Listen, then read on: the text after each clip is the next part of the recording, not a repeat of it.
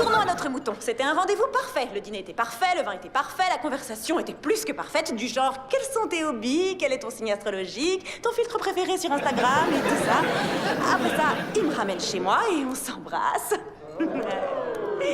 Et donc je fais « Bon bah salut, bonne nuit, merci beaucoup, j'ai passé un très bon moment. » Et lui, il me fait « Vous êtes bien assis, c'est bon. » Le mec me fait « Et c'est tout. » Donc dans sa tête, puisque je suis sortie 3 fois avec lui et qu'il a insisté pour payer l'addition 3 fois, je lui suis redevable. Je lui dois plus qu'un simple baiser. Mais bon, je suis polie, je lui dis, voilà, en fait, ce qu'il y a, c'est que bon, j'ai décidé de me réserver pour le mariage. Et là, il me fait, mais mon chou, le sexe, il faut pas t'en faire une montagne pareille. Baiser, c'est un peu comme une poignée de main. Même si tout s'est passé exactement comme je le voulais, ça me laisse un goût amer. Je ne sais pas ce que j'essayais de me prouver en faisant cela. Je pensais que ma vengeance sur Chin Yuhi me soulagerait. C'est sans doute parce que vous avez beaucoup souffert jusqu'ici. Vous êtes habitué à cette souffrance. Je ne sais pas ce que l'avenir me réserve, mais... la vie continue et je dois aller de l'avant. Vaut peut-être mieux que tu t'abstiennes aujourd'hui. J'ai prévu de faire chier le monde en beauté. Encore? Bolan m'oblige à présenter des excuses officielles devant tout le monde et les gens de Hillcrest seront présents. Tu te fiches de moi? Non, malheureusement, non. Enfin bref, Cassie et toutes les autres vont péter un câble quand je vais leur annoncer et je sais que tu venais aux réunions uniquement pour me soutenir et ça m'a fait beaucoup de bien. Mais j'ai finalement tout fait foirer, alors... Non, c'est pas vrai. T'es un amour. J'ai rien fait bouger du tout, en fin de compte. Non, on a beaucoup avancé. J'ai beaucoup avancé. C'est vrai? Ben, j'ai au moins un soutien. C'est déjà pas mal, je trouve. Je sais quoi faire. Hé, les jeunes! Allez, on n'a pas besoin d'électricité pour s'amuser. Quand j'avais votre âge, on aurait adoré qu'il n'y ait plus de courant. Ok? Tout le monde, rapprochez-vous et embrassez-vous. Personne ne se rapproche, personne ne s'embrasse.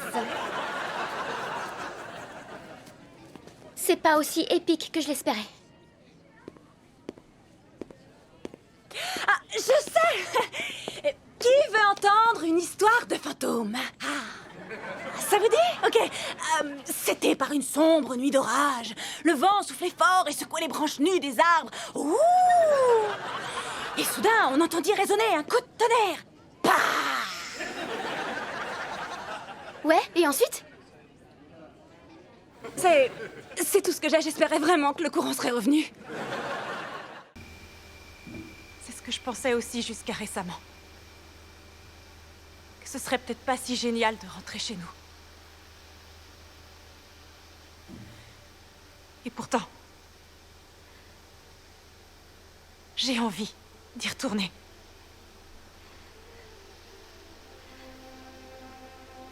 J'ai quand même envie de rentrer dans notre monde. Je sais que c'est un monde qui est très loin d'être parfait. Mais c'est l'endroit où je suis née. Où j'ai grandi et où j'ai été élevée.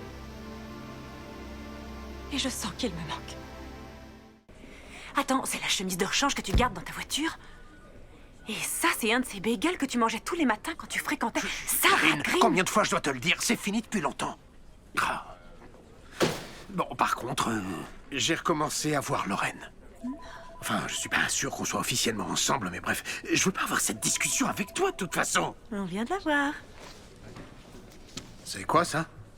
Ah oui, j'ai lancé une recherche sur la voiture de Cassie. Elle a changé de nom maintenant, elle s'appelle Megan Pierce. Elle a une toute nouvelle vie, c'est la parfaite maman qui fait du yoga apparemment. Bah, c'est pas surprenant. Elle voulait repartir à zéro. Ah oui, c'est un comportement on ne peut plus normal. Changer de vie et changer de nom à peine un jour après la disparition d'un mec qu'on fréquentait, ça n'a rien de suspect, tu as raison. C'est la seule femme au monde que j'aime et que je respecte vraiment.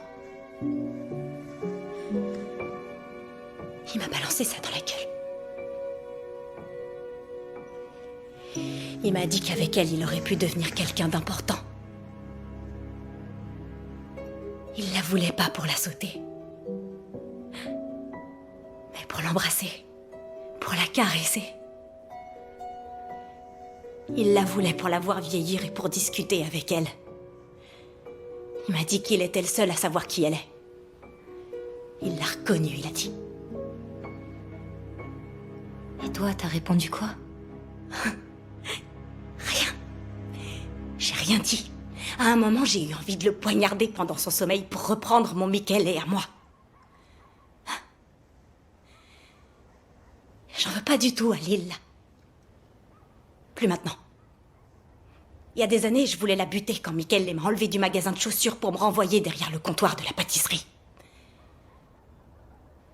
Mais je lui en veux plus, c'est fini. D'ailleurs, je suis contente parce qu'elle voudra jamais de Michael. C'est même elle qui lui fera cracher son sang. J'ai monté un dossier à l'encontre d'Angélique Martin. On dirait que la Snakebite est son nouveau gagne-pain. Son nom ressort dans 5 grosses enquêtes de possession de drogue. Les jeunes, tu sais, aucune loyauté. Qu'est-ce que tu me veux, le Corbac? Elle, c'est qu'une revendeuse. Ce que je veux, c'est son fournisseur.